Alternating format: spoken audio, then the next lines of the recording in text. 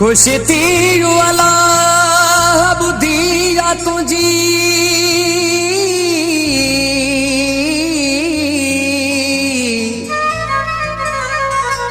ओ अजु छुट दई मुँह मां जान पिरी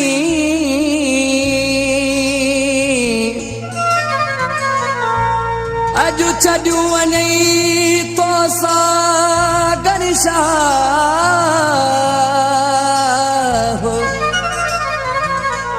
झटखन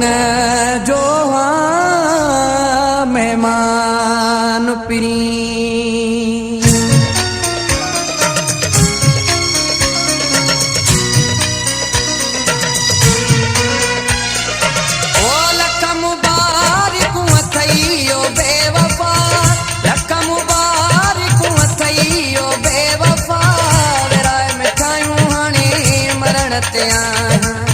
विराय मिठायूं हाणे मरण ते लख मुबारकूं अथई ओ बेवफा लख मुबारकूं अथई ओ बेवफा विराय मिठायूं हाणे मरण ते विराय मिठायूं हाणे मरण ते लख मुबारकूं अथई ओ बेवफा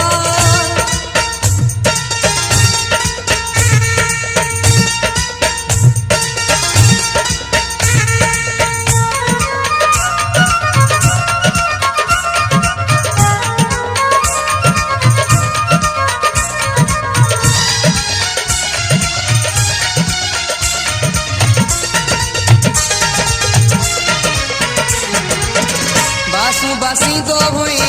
मुझे मरण जूं गुलशन सोमरो वाधायूं अथई जानी जान छुटण जूं उहा कयई जेका पुगई ओ बेवफा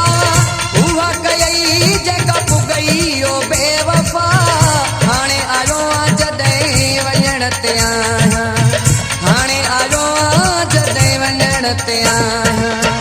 लख मुबारकूं अथई ओ बेवफा लख मुबारकूं अथई ओ बेवफा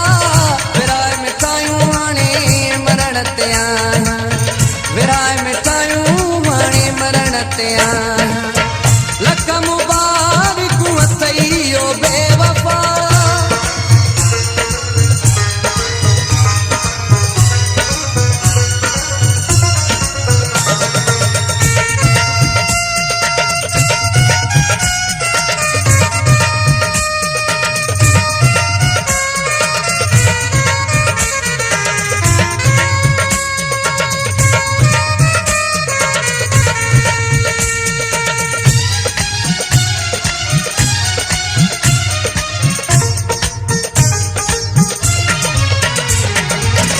देश छॾियो से तुझे ख़ुशियुनि जे खातिर मौत कंधीअ ते मूंखे पुॼावी आख़िर ज़ख़्म सुहिनी सांस पियई ओ बेवफा ज़ख़्म सुहिनी सांस पियई ओ बेवफा हे ख़ाली तोखे हाणे छॾण ते हे ख़ाली तोखे हाणे छॾण ते लख मुबारकूं अथई ओ बेवफा लख मुबारकूं अथई ओ बेवफा विराय मिठायूं हाणे मरण ते विराय मिठायूं हाणे मरण ते लख मुबारकूं अथई ओ बेवफा